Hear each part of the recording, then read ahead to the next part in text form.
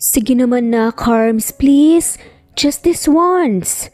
Pagsusumamo nga ng isang dalaga. Ayoko nga, Chast. Wala sa bokabularyo ko ang magpanggap na isang mayaman lalo na para magpanggap na katulad mo. Kailanman, hindi yun pumasok sa isip ko, no? Patutsada ni Carm na siyang ikinadaing ni Chasty.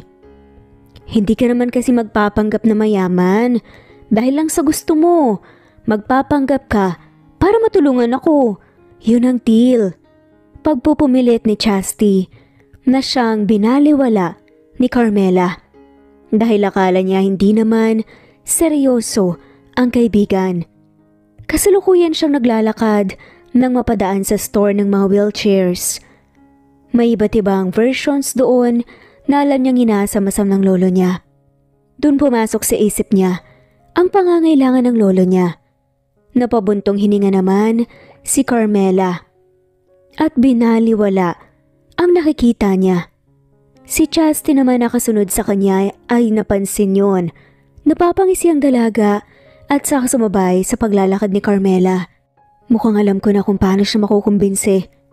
Halakak na wika ni Chasty sa isip niya. Carms, pagtawag niya sa kaibigan na tila tulalang naglalakad. O bakit? Mas lalong lumapad ang ngisi sa mga labi ni Chasty. Kapag pumayag ka sa gusto ko, bibilhan ko ng bagong wheelchair ang lolo mo. Bigla ang wika ni Chasty na siyang bahagyang ikinatigil ni Carmela sa paglalakad. Pero paano nga ba nagsimula ang lahat? Lo, mauna na po ko ah. Magalang na pamamaalam ni Carmela sa lolo niya. Nakaupo ito sa wheelchair at bahagyang nakatulala. Sa kawalan bagay na siyang ikinabuntong hininga ng dalaga. Huwag kang mag-alala, Lo. Sa susunod kong sweldo mag-iipon talaga ako para may pambili na ako ng bagong wheelchair mo. Yung kahit saan ka pumunta, makakarating ka dahil ikaw mismo ang mag-ooperate nun. Tapos hindi ka na mahihirapang magtulak. Magiliw na wika ni Carmela na siyang nagpasigla sa mga mata ng matanda. Talaga apo, kahit saan ko gustong pumunta makakarating ako doon. Wika pa ni Tatay Nando, ang lolo niya. Opo, ganyan ka high-tech ang gamit ngayon. Proud pang wika ni Carmela na siyang mas lalong ikinasaya ng matanda. Kahit sa langit ay makakarating ako, apo. Biglang wika ni Tay Nando na siyang bahagyang nagpawala sa mga ngiti ni Carmela. Ano? Lo naman, huwag kang ganyan magsalita. Gusto pa kitang makasama ng mas matagal eh. Nawala na si nanay at tatay pati si Lola. Hindi ko po kakayanin. Kung pati kayo mawala na rin sa piling ko. Pagdadrama pa ni Carmela na siyang ikinangiwi ng matanda. Ibang langit naman kasi ang sinasabi ko, apo. Mapanuksong wika ng lolo na siyang ikinanganga ni Carmela.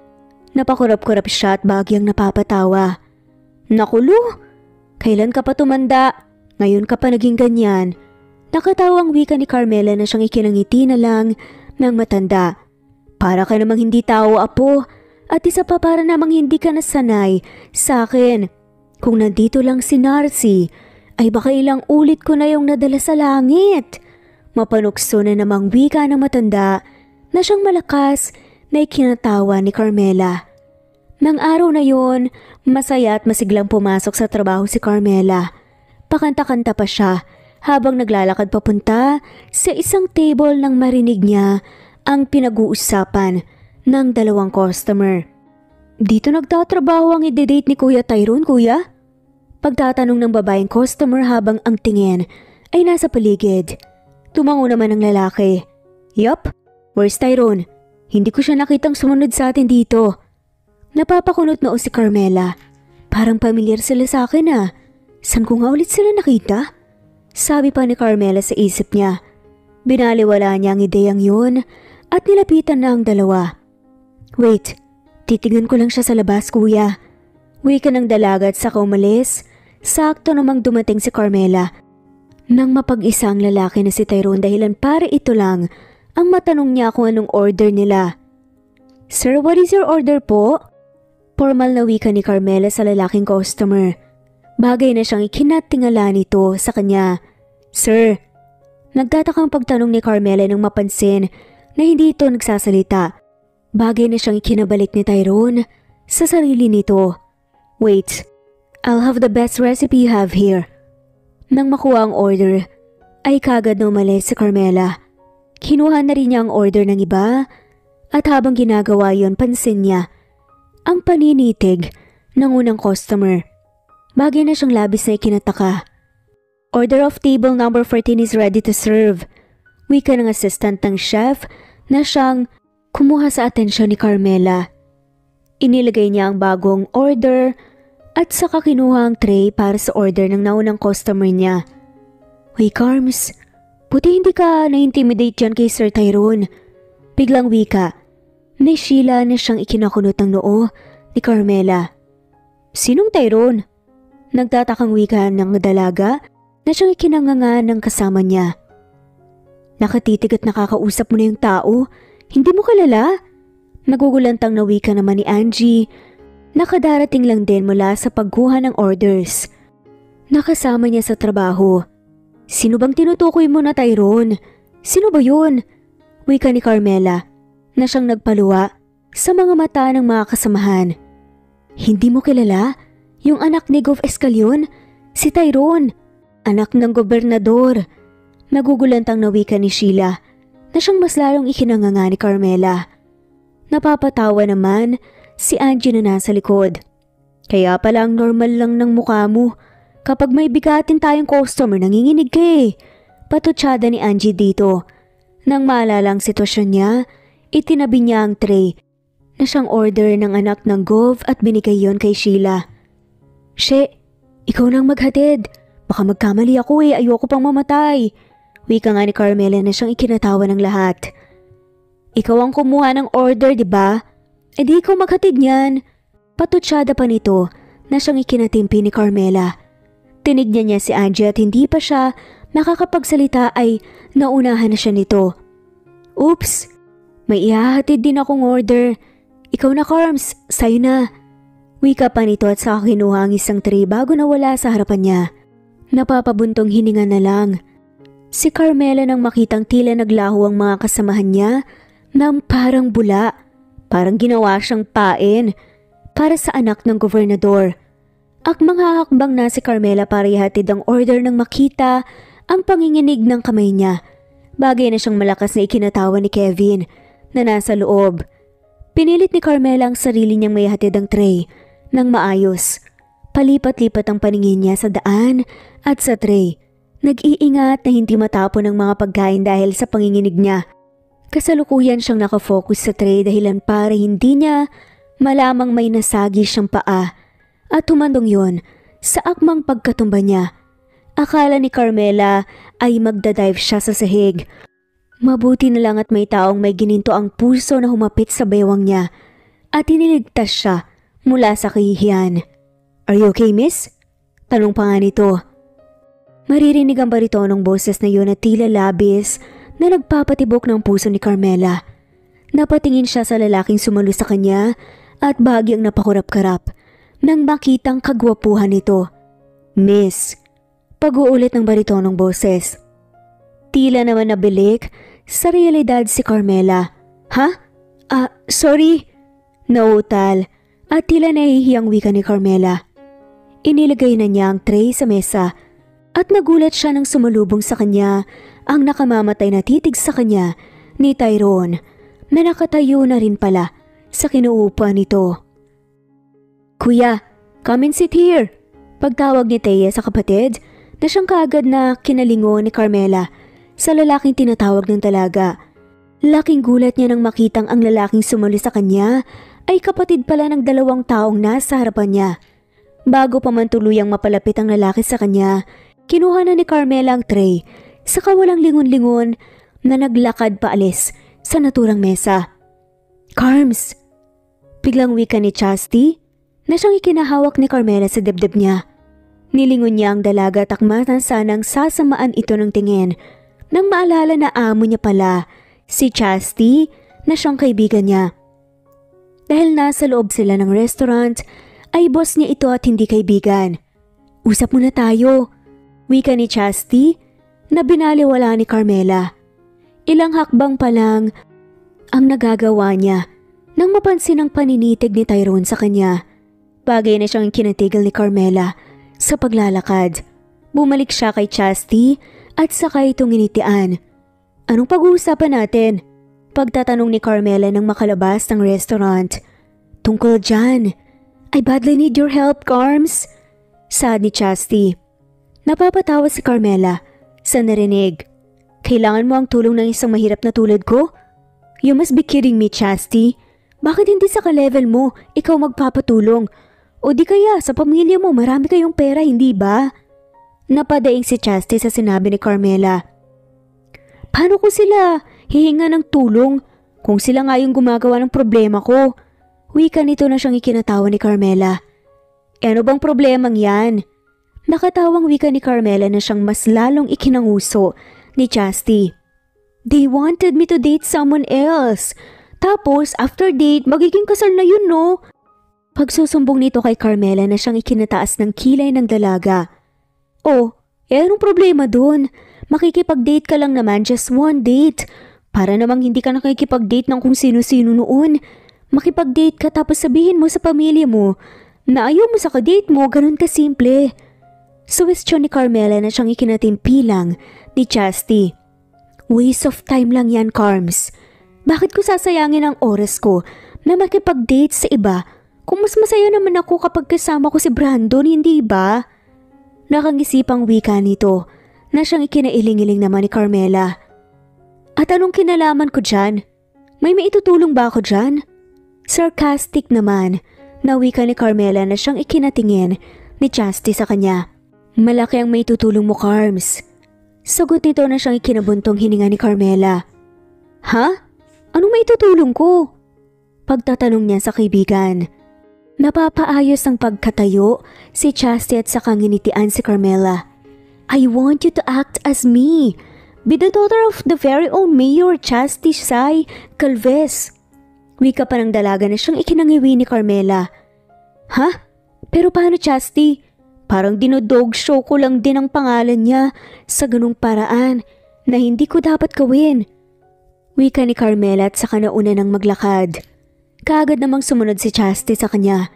What? Hindi naman magiging ganun ang dating. Isa pa, ako naman mismo ang nagutos sa'yo eh. It's not that it's your own will to do that. Sige naman, Carms. Kailangan ko lang talaga ng tulong mo. Magpapanggap ka lang naman ng isang araw eh. Isang araw lang. Pagkatapos noon, hindi na kita kukulitin, promise. Pagsusumamo pa ng dalaga na siyang ikinatigil ni Carmela sa paglalakad. At bakit naman ako ang kapalit mo sa ididate mo na lalaki? Bakit ko sasayangin ang oras ko sa taong hindi ko kilala? At kailanman, wala akong interes na makilala. Patutsada naman ni Carmela na siyang ikinadaing ni Chastity. Isang araw lang naman eh. Napapangusang wika ni Chastity. Isang araw lang? Sure ka? Paninigurado ni Carmela. Oo nga. Tumigil sa paglalakad ang dalaga at saka tinignan ng kaibigan. Sino bang ide-date ko? Pagtatanong na lang ni Carmela. E di si Tyrone, yung anak ng Governor Escalion. Bago pa man makapagtapos sa pagsasalita si Chastity, ay sumingit na si Carmela. Ano? Sumisigaw na wika ng dalaga. Gulat na gulat sa narinig. Si Chastity naman nagugulangtang at tila nagtatakang napapatingin sa kaibigan habang nakahawak sa dibdib dahil sa biglang pagsigaw ni Carmela sa kanya. Eh bakit ka sumisigaw? Nakangusong wika ni Chastity na siyang ikinairap ni Carmela. Hindi pala ako makakatulong sa iyo, Chas, okay? Napaka-komplikado ng pinapagawa mo sa akin. Wika pa ng dalaga na siyang ikinakunot ng noo ni Chastity. Bakit naman? Nagtatakang wika nito. Nakita na niya akong nagtatrabaho sa restaurant mo. Magiging pala isipan yun sa kanya. Kapag nagpanggap akong ikaw at mayaman tapos nakita niya akong nagtatrabaho sa restaurant na nagwe-waitress, diba? Nabuko ka na. Katwiran ni Carmela na siyang ikinasagitsit ni Chastity. At bakit ka kasi nagpakita sa kanya? Kakainis, pero hindi ka naman siguro niya mamumukaan.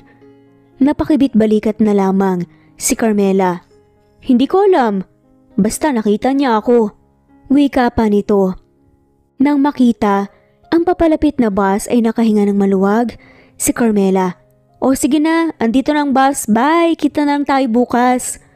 Nang makasakay ay kaagad na wala ang ngiti sa labi ni Carmela. Gusto man niyang tulungan ang kaibigan, wala naman siyang magawa. Isa pa, wala sa bokabularyo niyang magpanggap na mayaman.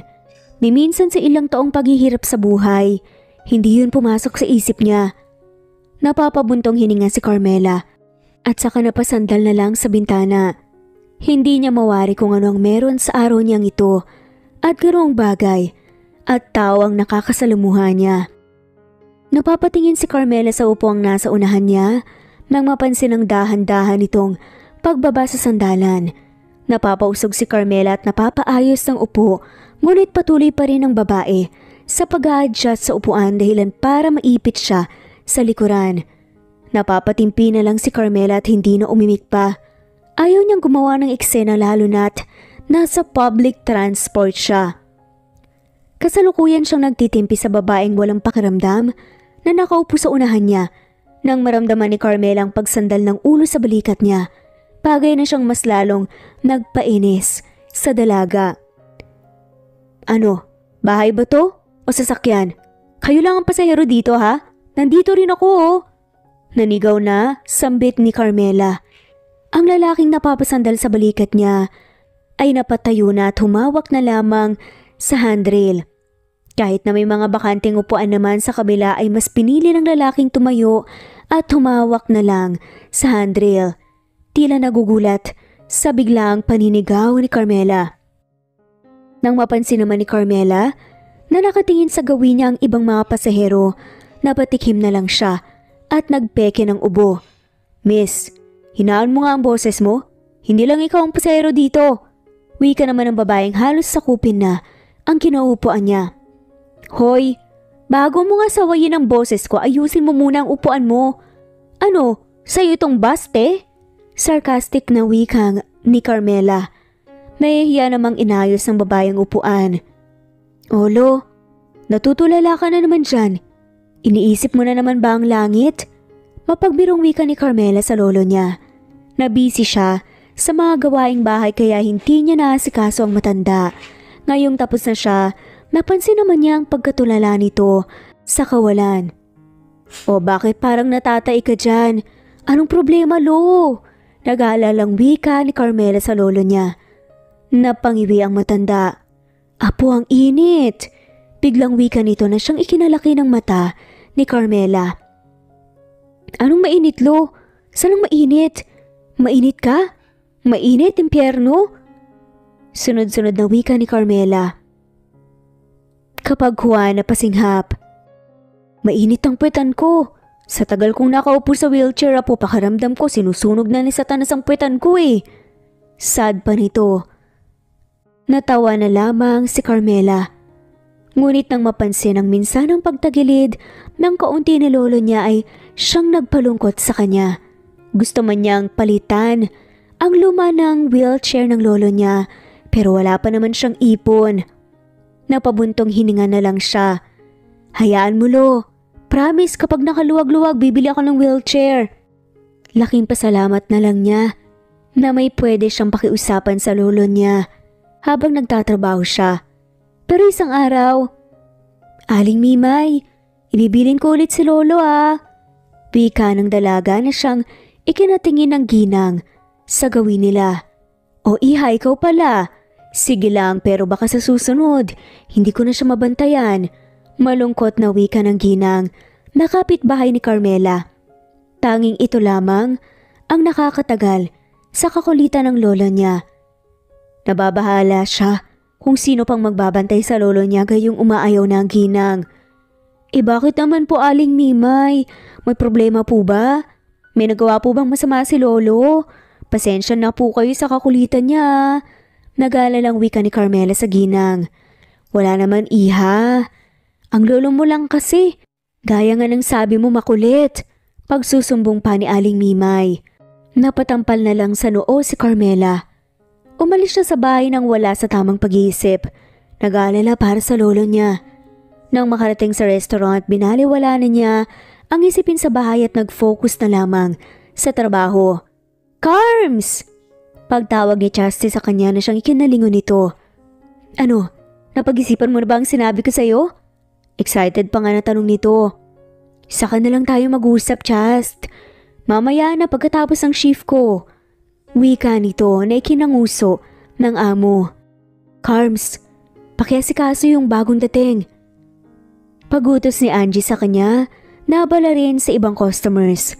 Tumango si Carmela at takmasa ng pupuntahan ng bagong dating nang sumalubong sa kanya ang seryoso at ang nakakatunaw na titig ng anak ng gobernador na si Tyrone. Tila nabato sa kinatatayuan si Carmela. Nang mamataan si Sheila, napapalapit sa gawin niya, kaagad niya itong nilapitan. She, pakiasikaso na lang yung bagong dating please. Pagsusumamo ng dalaga na siyang ikinatingin ni Sheila sa kanya. Ha? Bakit ako? Ikaw na lang. Pagtanggi naman ni Sheila na siyang ikinatimpi ni Carmela. Pero sadyang sinuwerte siya sa araw na to dahil dumating ang order na ibinigay niya kanina, bagay na halos ikatili niya. Order of table 7 is ready to serve. Anunsyo ni Kevin. Paano ba yan, She? May hahatid pa akong order eh. So ikaw papalit sa akin para dun sa anak ng gobernador. Tumatakas ka lang eh. Kamot ulo na lamang na saad ni Sheila. Habang isinaserve ang order sa kabilang table, palingon-lingon si Carmela. Hoy, bakit ka tingin ng tingin sa kanya, Carmela? Panininghal naman ng isang dalaga. Matapos ma-serve ang pagkain ay bumalik na siya sa counter. Ikaw raw ang gusto niyang kumuha ng order niya, Carms. Bungad ni Sheila. Napakunot na ito. Ha? Bakit ako? Hindi niya naman ako kilala eh. Nagtatakang wika ni Carmela. Yun na nga, tinatanong niya yung pangalan mo sa akin, Carms. Iba ka ha, mukhang nabighani mo pa yung masungit na supladong tulad ni Sir Tyrone. How to be you po? Biro pa ni Sheila. Bakit ako? Hindi naman ako maganda. Bakit mabibighani siya? Kaya nga hindi ko alam dyan kay Sir Tyrone kung bakit ikaw ang nagustuhan samantalang marami namang mas magaganda dyan sa'yo. Naikinasama na nga lamang ng tingin ni Carmela. Joke lang, di ka naman mapiro. Napapalipat ang paningin niya. Sa lalakit ganun na lang ang gulat ni Carmela nang makita ang pagtayo nito at ang paghakbang papunta sa gawin niya. She, sabihin mo tapos na ang shift ko, okay? At dali-dali nang lumabas ng restaurant gamit ang back door. Sa kabilang banda, fine, I'll gonna meet him, okay? Just don't freeze my bank account, Dad. Halos papaiyak na wika ni Chastity na siyang ikinangiwi ni Carmela. Nang matapos ang tawag ay tinignan siya ng dalaga. Oh, ba't nandito ka na? Hindi pa tapos ang shift mo, di ba? Bago pa man makapagtapos sa pagsasalita si Chastity, ay sumingit si Carmela. Di ba may sasabihin ka, ano yon? Nangakmang magsasalita si Chastity ay may dinagdag naman si Carmela. Huwag mo lang babanggitin yung tungkol sa pagpapanggap ha. Didn't you heard what Dad has about to do with my life, Carms? If i-freeze niya daw yung bank accounts ko, paano na lang ako nito? Maghihirap na ako. Marteng wika ng kaibigan ni Carms na si Chas. Nabuhay nga akong wala akong bangko. Ikaw pa kayang may restaurant? Asik naman ni Carmela. Teka, tungkol pa rin ba dyan ang pag-uusapan natin? Nagsalubong ang kilay ni Carmela. Nope. We'll go shopping bago mapa-freeze ni Dad ang accounts ko. Pabiro na wika naman ni Chas.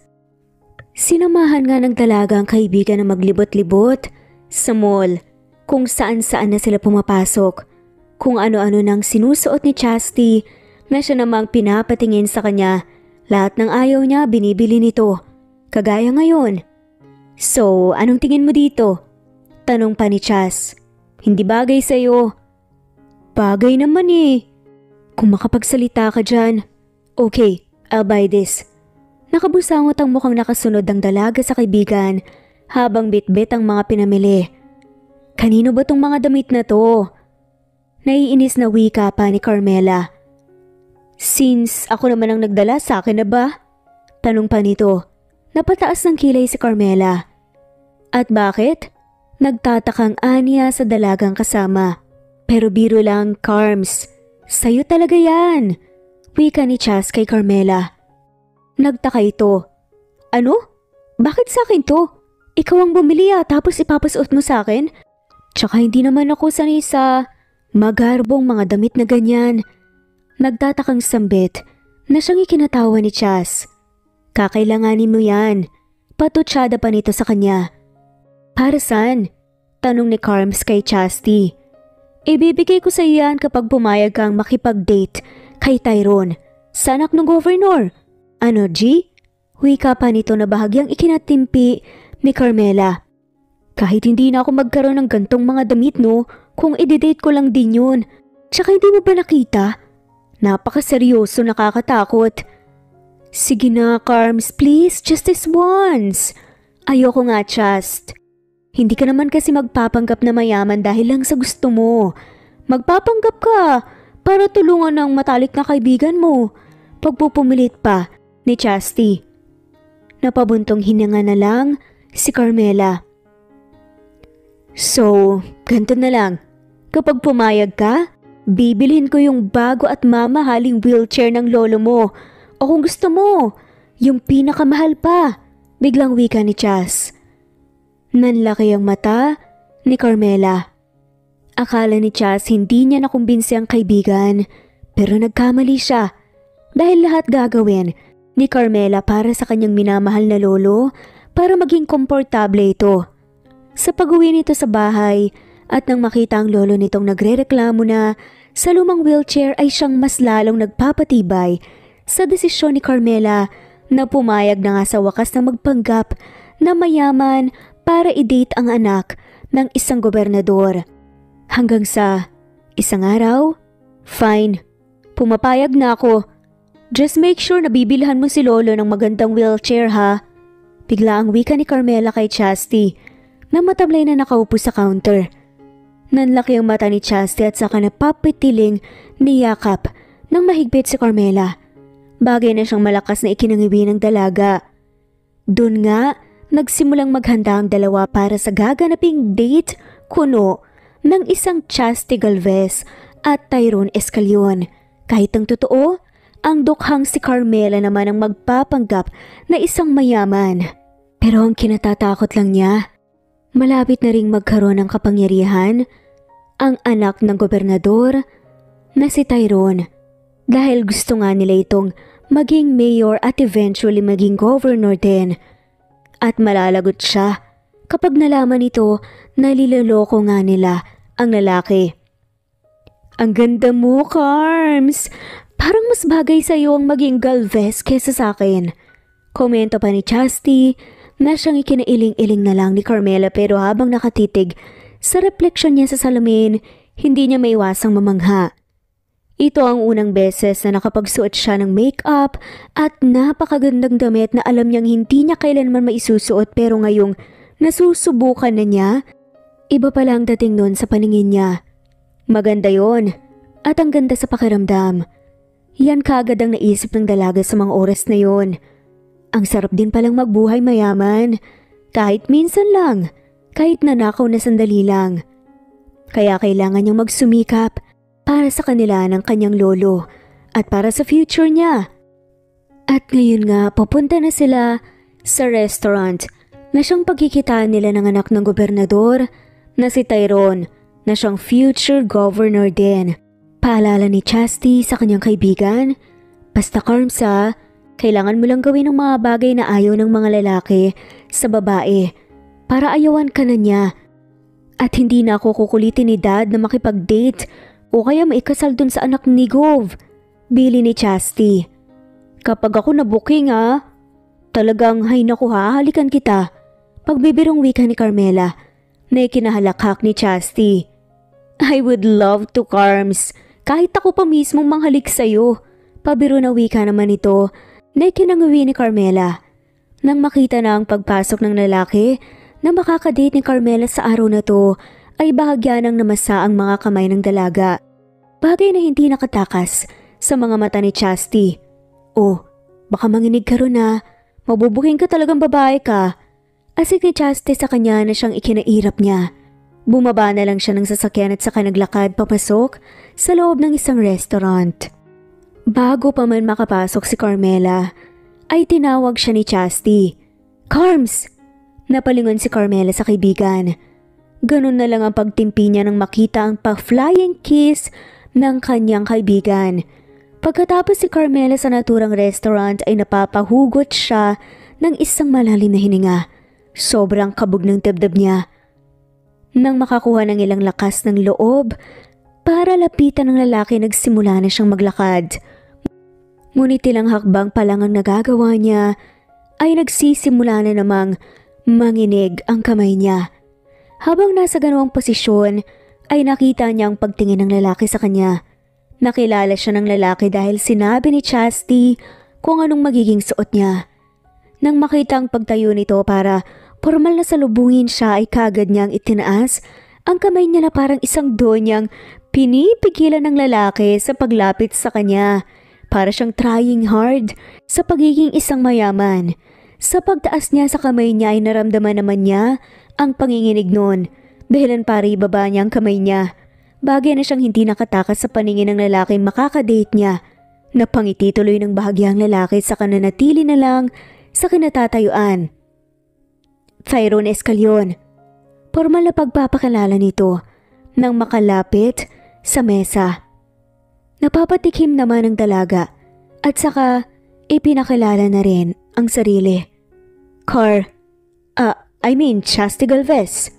Nangakmang itataas na ng dalaga ang kamay niya na parang isang handshake ay nakita naman niya ang panginginig noon dahilan para umaktong napapaubo ang dalaga. Iniiwasan na matanggap ang pakikipagkamay nito dahil nanginginig talaga ang kamay niya. Sorry? Hindi kasi ako nakikipagkamay sa kung sino-sino lang. Kunwari, pangmayaman na saad nito. Nagsinungaling siya. Pero ang totoo, hindi niya magawang makipagkamay dahil sobra ang kaba niya. Napapataas naman ang sulok ng labi ni Tyrone. I understand. Formal na wika na lamang nito at saka naglakad palapit sa dalaga para ipaghila ito ng upuan. Bagay na siyang ikinagulat ni Carmela at ikinapula ng pisngi niya. Ewan ba niya? Para siyang kinilig na ewan. Nako, hindi naman kailangan. Bago pa man makapagtapos sa pagsasalita si Carmela, ay sumingit na ang lalaki. It's quite bad to see if I let you sit on your own. If I could do that for you.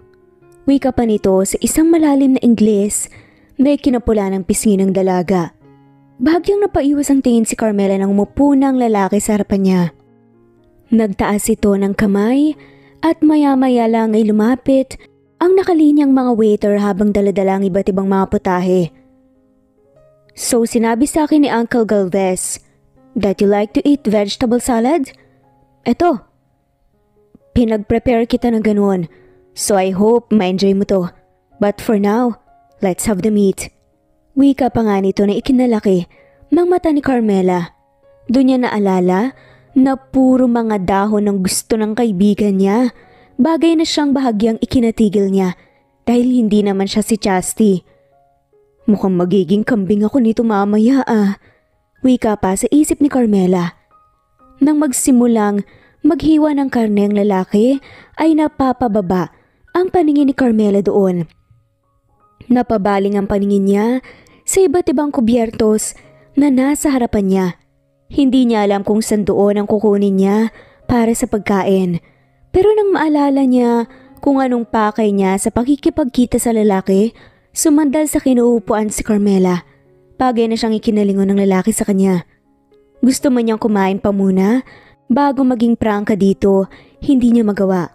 Baka mas lalo pa siyang mapahiya o kaya mabuko sila ng kanyang kaibigan sa pagpapanggap niya. Wala naman kasi siyang kaalam-alam sa kilos pang mayaman. Hindi na ako magpapaligoy-ligoy pa. Hindi ako pumunta rito para kumain.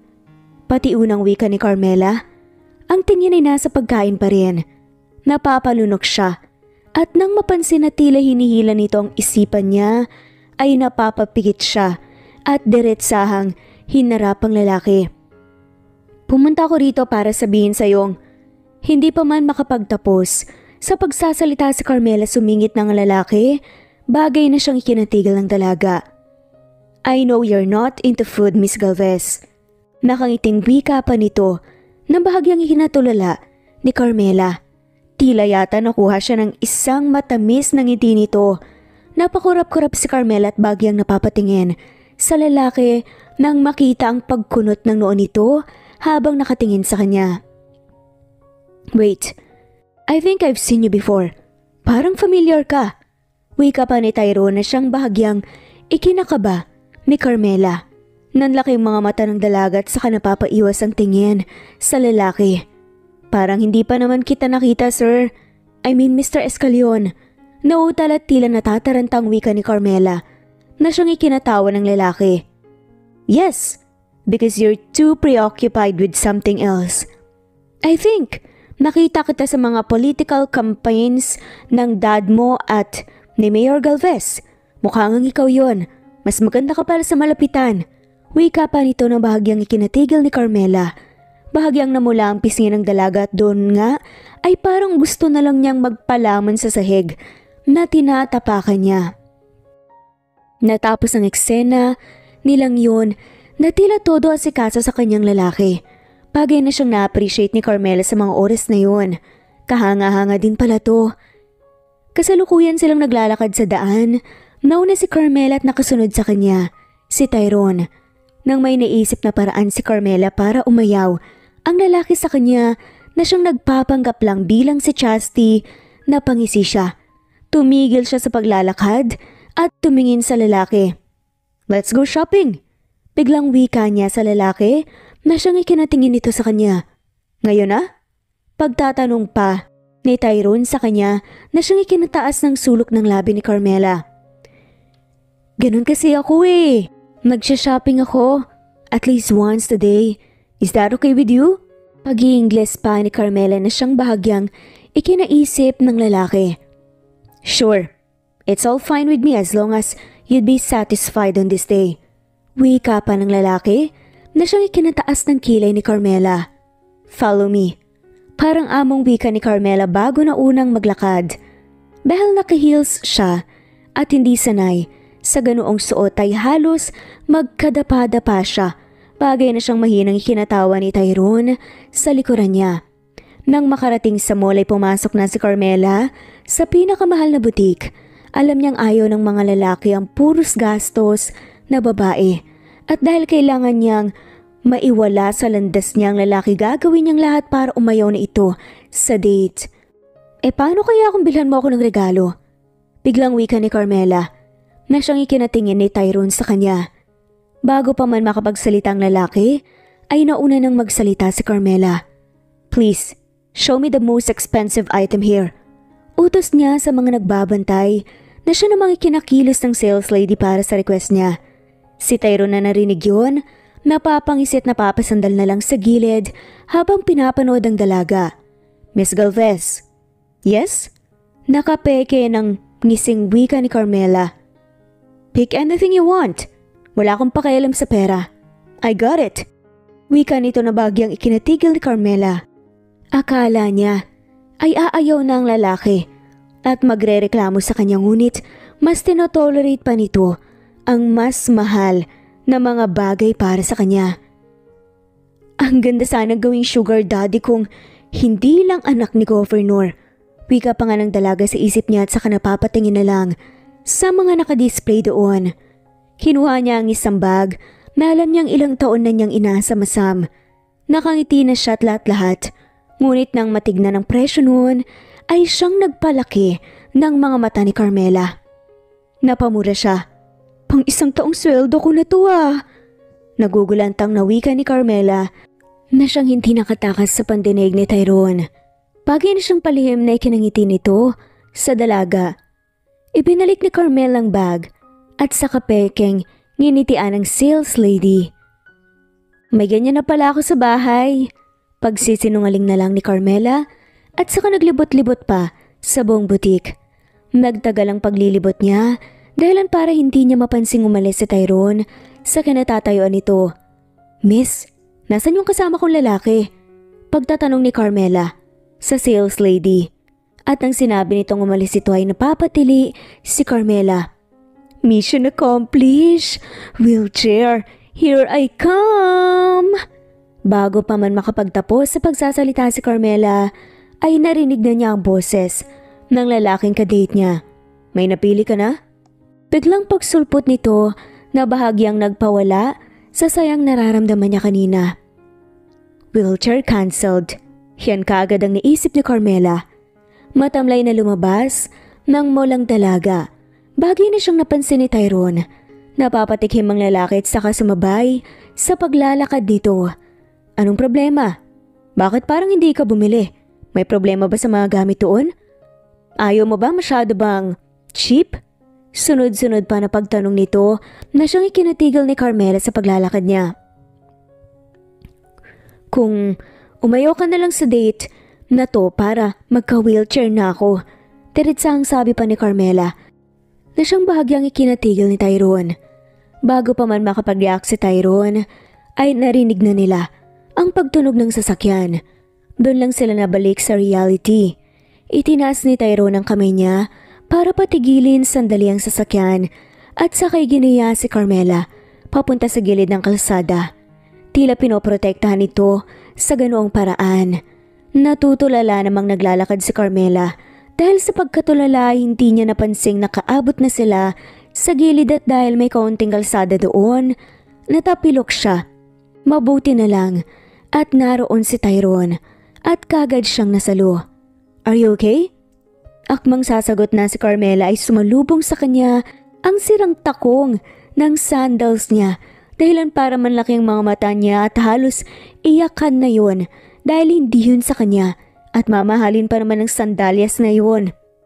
Matamlay na napasandal si Carmela sa gilid ng sasakyan. Hindi pa rin siya nahihimasmasan sa pagkasira noon bagay na siyang ikinabahala ni Tyrone.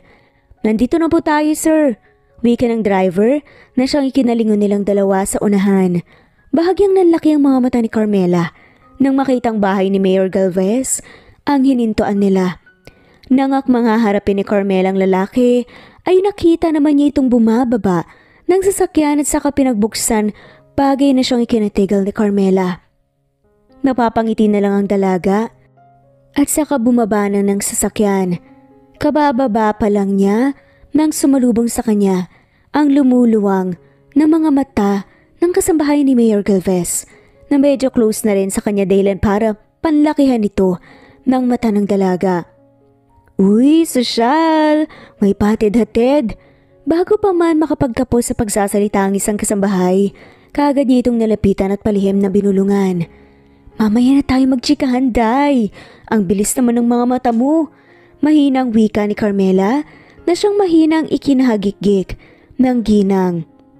Gusto ko yan! Iha! Ang chika ah! Mamaya sisingilin kita. Wika pa nito at ngumiti pa ng pagkatamis-tamis sa lalaki bago pumasok sa loob. Nang makalis ang kasambayan ay hihiyang napangiti na lang ang dalaga kay Tyrone. Hoy, chismosang kasambahay! Bago pa man makapagtapos sa pagsasalita si Carmela, nakita niyang isang figura ng lalaking alam niyang ikasisimula ng kalbaryo niya. Si Tyrone pala. Siya nga pala, para sa'yo.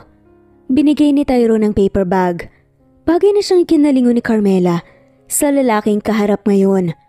Ano to? Takang tanong ni Carmela. Napapangiti si Tyrone sa nagsalita. For our next date. Wika ni Tyrone na bahagyang ikinanlaki ng mata ni Carmela. Ano? Next date? Nagugulantang na wika ng dalaga. Palihim na lang itong napapamura tila yata na bigo siya sa misyon niya na i-cancel na nga ang mga susunod pa nilang dates. Sa kabilang banda naman, anong date, Carmela? Hindi ka inayawan sa unang kita? Nakakarinding wika ng kaibigan ni Carmela na si Chastity na siyang ikinangiwi ni Carmela. Masyado mong ginalingan kaya nagustuhan ka. Asik pa nito na siyang ikinairap ni Carmela sa ere. Naging syunga-syunga na nga ako sa harapan niya eh. Halos maging ang buong katawan ko, halos gusto ko na lang magpalamon sa kinuupuan ko doon. Tapos, pagbibintangan mo ko, Ginawa ko lahat para makancel yung date na yan. Pagmamaldita ni Carmela na siyang ikinangwi ni Chastity. Dumating nga ang araw ng susunod nilang date. At sa pangalawang date na yun ay ginawa ni Carmela ang lahat para ayawan siya ni Tyrone. Lingid sa kalaman niya sa tuwing gumagawa siya ng kababalaghan ay lalo lang nahuhulog ang lalaki sa kanya. Ang sana'y pangalawang date lang, naging 3 hanggang sa naging ulit-ulit na nga. Ang lakas ng tama ko sa'yo. Mahinang wika ni Tyrone kay Carmela habang nakatitig ito ng marahan sa dalaga. Alam kong ang dali-dali lang pero unang kita ko pa lang sa'yo nagustuhan na kaagad kita. Napapatawa si Tyrone na tila mababaliw na. Para na akong mababaliw kakaisip sa'yo. Hindi ko alam kung anong pinakain mo sa akin at ganito ako kabalo sa'yo. Wika pa ni Tyrone na siyang ikinaluhan ni Carmela. Sa ilang date nila hindi na maitatanggi ng dalaga na nahulog na rin siya sa lalaki. Bagay na siyang ikinatakot niya. Pero sa mga panahong to, sa isang taong mahirap na katulad niya na alam niyang imposibleng may magmamahal sa kanya ay gusto niyang namnamin ang pagkakataon na ito dahil alam niyang sa susunod na araw o buwan ay mawawala din ito sa kanya. At sa gabing puno ng pagmamahalan nila Carmela at Tyrone, nangyari ang bagay na siyang dinidikta ng mga puso nila. Naglabanan sila sa kama na puno ng pagmamahalan. Ano to? Bungad ni Carmela kay Chastity nang makita sa bahay nila ang kaibigan na daladala ang isang malaking kahon. Your prize gift! Regalo ko na lang kay Lolo at mukhang nabigo ka sa misyon mo. O ano, naisuko mo na ba ang bataan sa sandata ni paring Tyrone? Mapanuksong sabi pa ni Chastity na siyang sinaway ni Carmela. Hinaan mo nga yung buses mo. Baka marinig ka ni Lolo eh. Bago pa man makapagtapos sa pagsasalita si Carmela, lumabas na nang silidang matanda sakay-sakay pa rin ng luma nitong wheelchair. Anong bataan at sandatang sinasabi niyo? Wala po, Lo. Siya nga po pala may dala akong regalo sa inyo. Wika na lamang ni Chastity. Para sa akin to, Apo? Nagagalak na wika ng matanda na siyang ikinangiti ni Carmela. Opo, Lo, sa'yo po yan. Halika, try natin. Hindi na nakapagtapos pa sa pagsasalita si Chastity nang makita ang biglaang pagtayo ng matanda at ang pag-upo nito sa bagong wheelchair. Bagay na siyang ikinatanga. Ikinagulat ni na Chastity at Carmela. Nakakalakad ka, Lo? Nagugulantang na wika ni Carmela na siyang ikinatigil ng matanda. Sinong naglalakad? Ikaw, Lo, naglakad ka kanina. Tignan mo, oh. Nakaupo ka na dyan sa bago mong wheelchair nang hindi ka namin inaalalayan. Wika pa ni Carmela. Napapayo ko naman ang matanda at bagyang nanlaki ang mata nang makitang nakaupo na nga siya sa bagong wheelchair. Paano ko napunta dito, Apo? Lumutang ako sa ere? Nagugulantang pangwika nito na siyang ikinatampal na lamang ni Carmela sa noo niya.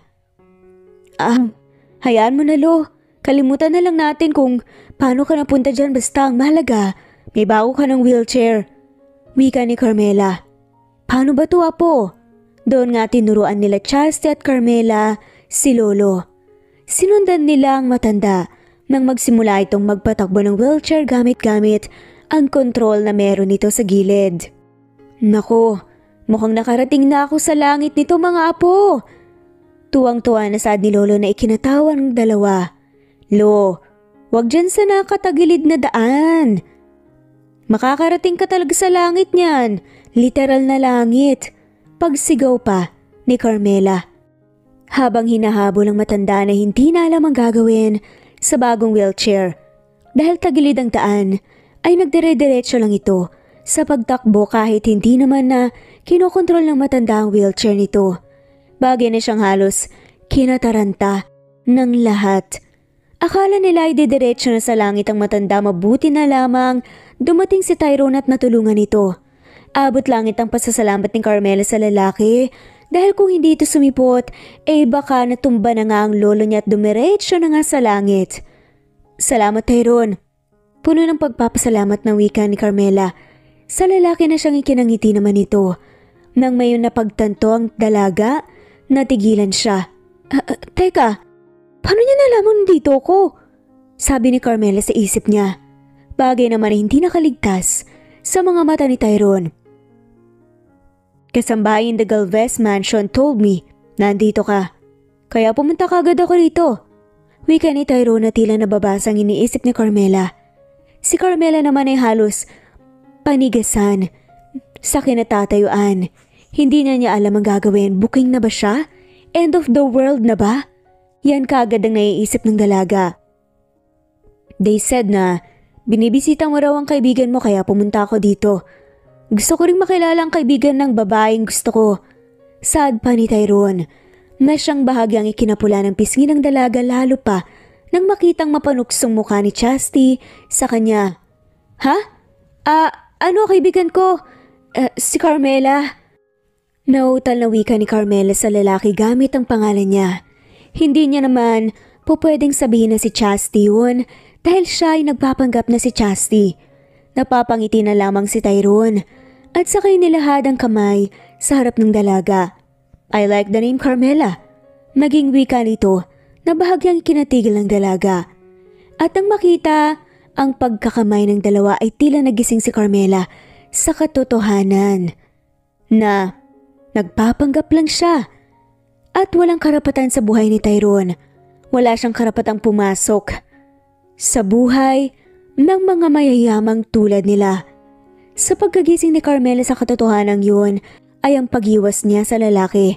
Hindi na niya kayang magpanggap lalo na at unti-unti nang nauhulog ang lalaki, pati na rin siya. Carms, bakit hindi ka mahagilap? Kagad na patutsada ni Chastity nang makita siya nitong nagtatrabaho sa restaurant. Nagmamang-manga namang napapatingin si Carmela kay Chastity. Anong hindi mahagilap? Nakakausap nga kita ibig sabihin niya nahagilap mo ko. Sad ni Carmela kay Chastity. Carms, hinahanap ka nung isang customer, puntahan mo. Biglang wika nga ni Angie. Ay ma'am, nandyan pala kayo. Wika pa nito nang makita ang amo. Tumango lang si Chastity. Si Carmela naman napapakunot noo. Sino daw? Hindi pinapasabi po basta puntahan mo na lang. Nagkipit balikat si Angie. Nagpaalam na siya sa amo at sa kinalipitan ng customer na naghahanap sa kanya. Bahagyang nagulantang si Carmela nang madatnan si Tyrone. Napakurap-kurap si Carmela nang makita ang biglang pagtayo ng lalaki at labis-labis na tumibok ang puso niya sa kaba. So, you're the owner of this high-end restaurant, Miss Chastity Galvez? Wika ni Tyrone na naroon ang pagdiin sa pangalang binanggit na tila pinaparinggan si Carmela. Si Chastity naman tila nakukuha na ang ibig ipahiwatig ng lalaki. Bagay na siyang ikinalaki ng mata nito. Nabuko na sila. Si Carmela naman tila nasaktan sa ginagawa ng lalaki sa harapan niya. Tumulo ang luha niya. At sa mga oras na yun, gusto niya na lang magpalamon sa sahig. Nang makita yun ni Tyrone ay doon lang natauhan ng lalaki tila yata napapasobrang ginagawa niya. Marahil sa pinahiran ni Carmela ang luha niya at saka mabilis na umalis ng restaurant. Bagay na siyang ikinataranta ng lahat. Naririnig pa niya ang ilang taong tumatawag sa kanya pero hindi na nakinig. Ang dalaga dire-diretso na siya sa pagalis. Carmela, wait! Wika ni Tyrone na sinundan pala ang dalaga sa pagalis nito. Carmela, it's not what you think. Paghahabol pa ni Tyrone. Ano? Masaya ka na? Nanabuking mo ko? Oo, nagpapanggap lang ako. Sorry eto lang ako Mahirap lang. Nagpapanggap sa katauhan ng iba para makabili ng gamit. Hindi kagaya nyo na todo waldas ang pera dahil may ilalabas naman. Sunod-sunod na wika ni Carmela na siyang ikinakunot ng noo ni Tyrone. Umalis na nga lamang ito. Isang araw, anong ginagawa mo rito? Malamig na pagtatanong ni Carmela sa lalaki. Wala kang sasabihin? Tanong nga ni Tyrone. Sa susunod na araw na tayo mag-usap. Busy ako ngayon. Sad pa ni Carmela. Hindi mo ba naintindihan? Hindi ako si Chastity at hindi totoong gusto kitang makadate. Nagpanggap lang ako. You can sue me all you want dahil sa ginawa kong panloloko. Hindi naman kasi yan ang tinatanong ko. Ang tinatanong ko, bakit hindi kita mahagilap ng ilang araw? Miss na kita. Saad ni Tyrone na ikinaiwas ng tingin ni Carmela. Nabalik ako sa realidad na isa lang akong hamak na mahirap, na isa lang akong taong nagpapanggap sa katauhan ng iba. Kaya bakit ko ipagpapatuloy ito? Kailangan kong umiwas. Ayoko na ma-involve sa inyo. Napangisi na lamang si Tyrone. Sa tingin mo ba? Hindi ko alam na hindi ikaw si Chastity? Bigla ang wika ni Tyrone na siyang ikinanlaki ng mata ni Carmela. Bahagyang napapasinghap sa narinig. Hindi mo ba alam na maraming koneksyon ng pamilya namin, Carmela? You are dating the son of the governor. Of course, no one could keep a secret from us. Wika ni Tyrone na siyang mas lalong ikinasinghap ni Carmela. Pero bakit? Wika ni Carmela na siyang ikinangiti ni Tyrone sa kahinakbangang natitirang pagitan nilang dalawa. Pinuporsige kita, hindi bilang si Chastity, kundi bilang ang babaeng talagang nagustuhan ko si Carmela. Nagpanggap ka lang sa ibang katauhan pero ikaw pa rin si Carmela. At ikaw ang babaeng nagustuhan ko. Kaya ngayon pa lang sasabihin ko na sa'yong hindi ko hahayaang mawala ka sa buhay ko. Ikaw ang nagbibigay kulay sa mundo ko. Ngayong hulog na ako sa'yo, hindi ko hahayaang iwan mo lang ako ng ganito. Mataas na litanya ni Tyrone na ikinaiyak ni Carmela. Habang nasa ganoon silang posisyon, sumama ang pakiramdam ni Carmela, tila binaliktad ang sikmura niya at doon tumakbo siya sa gilid at nagsusuka. Si Tyrone naman na nakita yun ay tila nabato sa kinatatayuan. At nang mapabaling sa kanya si Carmela na nakahawak sa tiyan nito ay doon kusang umagos ang luha ng lalaki. Buntis ka? Parang tangang wika ni Tyrone at saka hinapit sa isang pahigpit na yakap si Carmela.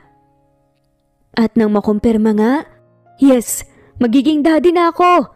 Malakas na pagsigaw ni Tyrone na siyang labis na ikinaiyak ni Carmela. Ang buong akala niya ay aayaw si Tyrone sa pagbubuntis niya. Pero hindi pala.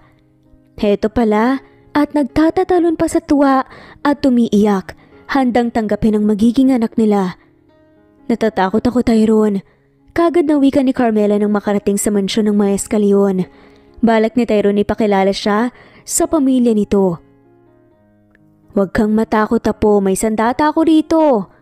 Hindi pa man makapagtapos ang matanda sa pagsasalita, napanguso na lamang si Carmela, bagay na siyang ikinatigil nito sa pagsasalita. Lolo naman hindi ka makakatulong. Umuungot-ungot na wika ni Carmela sa lolo niya na puro biro. Napatawan na lamang si Tyrone. Naunang bumaba si Tyrone na sakay nalalayan muna ang matanda pababa ng sasakyan para ilagay ang wheelchair. Sunod yung pinagbuksan si Carmela na hanggang ngayon ay parang didikit na sa upuan. Halika, love. Kasama mo ako. Wala kang dapat ikatakot at ipag-alala. Besides, hindi naman nangangain ng tao sila mom and dad. Paliwanag ni Tyrone na sinusubukang kumbinsihin ang kasintahan. Habang nasa ganoong posisyon, ay napapabuntong hininga si Carmela nang mapatingin sa gawin ng lolo niya. Teka, si lolo nasan? Nagulantang siya nang makitang wala ito sa gilid ni Tyrone, bagay na siyang ikinataranta niya. Kaagad naman na napalingon si Tyrone at nataranta nang hindi mahagilap ang matanda. Guard, nasan si lolo? Nakita mo? Pagtatanong ni Tyrone sa gwardya na siyang ikinakamot ng ulo. Naku, pumasok na po sir, ayun o, naghahabol sa mga kasambahay. Nagkakagulo na ron sa loob Nangahampas pa ng tungkod na daladala niya kahit nakasakay naman siya sa wheelchair. Hinanap nila ang matanda at doon nadatnan nila itong hinahabol ang tumitiling kasambahay na tumatakbo palayo sa matanda. Bakit ayaw niyo sa sandata ko? Dadalhin kayo nito sa langit. Wika pa nito na siyang ikinatampal na lang ni Carmela sa noo. Bago pa man makapagtapos sa pagsasalita ang matanda, ay pinanlakihan na ito ng mata ni Carmela. Natatakot siya na baka may masabi itong hindi tama, bagay na siyang malaking kalapastangan sa pamilya ni Tyrone. Pero, welcome to the family, iha! Wika ni Jabel na siyang ikinalambot ng puso ni Carmela. Mabuti na lang at mabait ang pamilya ni Tyrone at tinanggap siya kahit na mahirap lang siya sa buhay. We don't need rich woman for our Tyrone. Ang kailangan namin ay yung babaeng marespeto at mahal ang Tyrone namin at nakikita ko yun sa'yo, Iha. Tsaka isa pa, nakikita ko na mabait ka. Kung paano mo palang alagaan ang lolo mo. Napapangiti si Carmela at buong pusong napapatingin sa pamilya ni Tyrone. Maraming salamat po. Nang araw na yon, nag-get to know each other sila at nalaman nga nila na masaya sila na magkakasama. Nagkwentuhan sila, nagkabiruan at kung ano-ano pa. Mabilis na lumipas ang mga araw. Kamusta ang baby natin? Biglang sumulpot si Tyrone na ikinalingon ni Carmela. Nandito nga siya sa balcony ng mansyon ng mga Escalyon. Simula nang pakilala na siya sa mga Escalyon ay dito na siya tumira kasama ang lolo niya na nasa ibaba, namamalagi dahil sa kondisyon nito. Kumuha na rin sila ng caregiver para sa lolo niya na siyang ikinasaya naman ni Carmela dahil sobrang buti ni Tyrone at ng pamilya nito. Nangyakapin siya ni Tyrone mula sa likuran na pabuntong hininga si Carmela at saka sumandal sa kasintahan. Sa ilang araw na pamamalagi sa mansyon, sobrang nagpapasalamat siya sa kabaitan ng pamilya nila. At siguro nga dapat din siyang magpasalamat sa nasa itaas dahil ito ang gumawa ng paraan para magkakilala sila Carmela at Tyrone kahit nasa hindi magandang umpisa. Pero ngayon, ayos naman na dahil nakapagpaliwanagan na nga sila. Isang umaga, pagkagising ni Carmela, nagtataka siya nang mapansin na parang may isang matigas na bagay sa kanyang kamay. Nang tignan niya, nanlaki ang mata ni Carmela nang makita ang singsing na nakasuot na sa kamay niya. Tyrone? Nautal na tila hindi mawaring wika ni Carmela sa kasintahan. Napangiti si Tyrone habang kayakap ito. Carmela Saldivar, will you take my hand and live with me for the rest of our lives? Pagpopropose si Tyrone na siyang ikinaluhan ni Carmela. Yes, I will gladly live with you, Tyrone. Umiiyak na wika ni Carmela at sa kaniyakap ng mahigpit ang asawa. At dumating na ang araw ng kasal. Kinuha ni Carmela na bridesmaid si Chastity na ngayon ay halos lamangan na siya sa pagiyak. Ano ba naman yan, Chas? Para namang ikaw ikakasal niyan sa kadramahan mo. Naluluhang wika ni Carmela na siyang ikinatawan na lang nilang lahat sa loob ng dressing room. Naroon sa loob sina Angie, Sheila at iba pang staff ng restaurant na inimbita ni Carmela. Nako, dapat magpasalamat ka sa akin, Carms, dahil nagkita at nagkakilala kayo ni Tyrone dahil sa akin. Patutsada ni Chastity na siyang ikinatingin ng lahat sa kanya. Ano sinasabi mo? Nagkita na sila noon, Chas. May pasalo-salo effect pa nga. Patutsada naman ni Sheila na ang tinutukoy ay ang first time na nagkakilala talaga sila Carmela at Tyrone, kung saan na love at first sight si Tyrone kay Carmela. Kaya pumayag ito na makapag-date kay Carmela kahit alam niyang nagpapanggap lamang ito. Baka nakakalimutan mong amo ako, Sheila. Gusto mo masisante? Nagtawanan na lamang sila. Wala naman tayo sa restaurant kaya hindi na kita amo sa ngayon. Pagbibiro naman ni Sheila. Pero biglang tinawag na sila na pumunta sa simbahan na siyang ikinakilos nila isa-isa. Carmela Saldivar, will you take Tyrone Escalyon as your lawfully wedded husband? Wika ng pari na siyang buong pusong sinagot ni Carmela. Yes, I do. At nang magpalitan na ng sagot, ay doon na nila tinapos ang kasal ng isang matamis na halik. Nasa ganun silang posisyon nang biglaang sumakit ang tiyan ni Carmela. Bagay na siyang ikinataranta ng lahat. Manganganak na yata ako. Daing ni Carmela na siyang mas lalong kinataranta ng mga dumalo. Tyrone, son, buhatin mo ang asawa mo at sasabihin ko sa driver na i-ready na ang car. Utos naman ni Tiago na ama ni Tyrone. Si Tyrone naman tila natataranta. Parang nawala sa sarili. Son, saan ka pupunta? Ang sabi ko, kargahin mo ang asawa mo. Dalhin na natin sa ospital. Hindi ko sinabing umalis ka mag-isa. Wika ni Tiago na siyang palihim na ikinamura ni Tyrone nang mapagtanto ang ginagawa niya. Nang makarating nga ng ospital ay halos sigawan ni Tyrone ng mga nurse na siyang umasikaso kay Carmela, bagay na siyang halos ikamura na nito dahil sa kabaliwan na ginagawa ng asawa. "Sir, wag po kayong mag-alala, inaasikaso na po ang panganganak ng misis nyo." Mahinahon na wika naman ng nurse. "Pumasok daw po kayo sa loob, kailangan po kayo ng misis nyo." Wika naman ng isang nurse na nasa loob ng silid.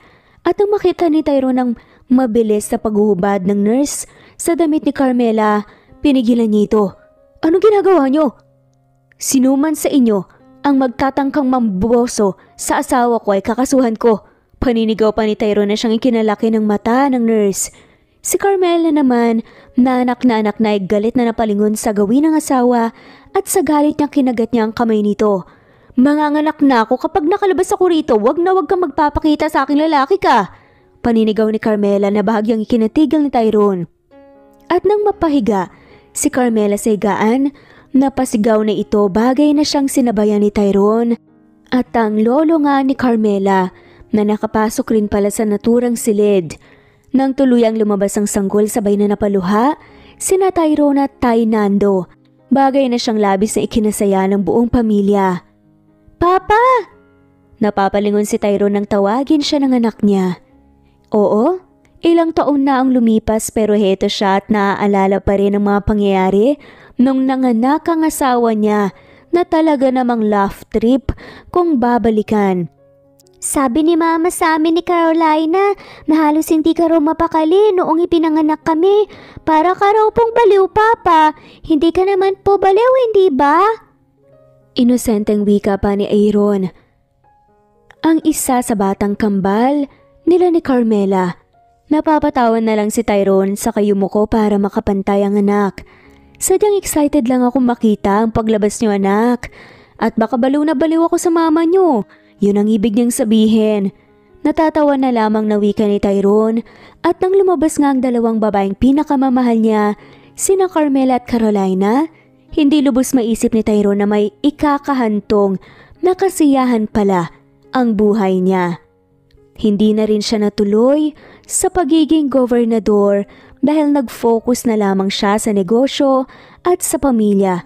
Pero kahit na ganoon, ang ibang mga tao parang politician lang din o governor ang tingin sa kanya dahil patuloy siyang tumutulong sa kapwa-tao niya na nangangailangan kahit na wala naman talaga siyang posisyon sa politics. Masaya ang pamilya nila at tahimik. At dito na nga nagtatapos ang kwentong pagmamahalan ni na Carmela at Tyrone. Maraming salamat po sa lahat na mawalang sawang sumusubaybay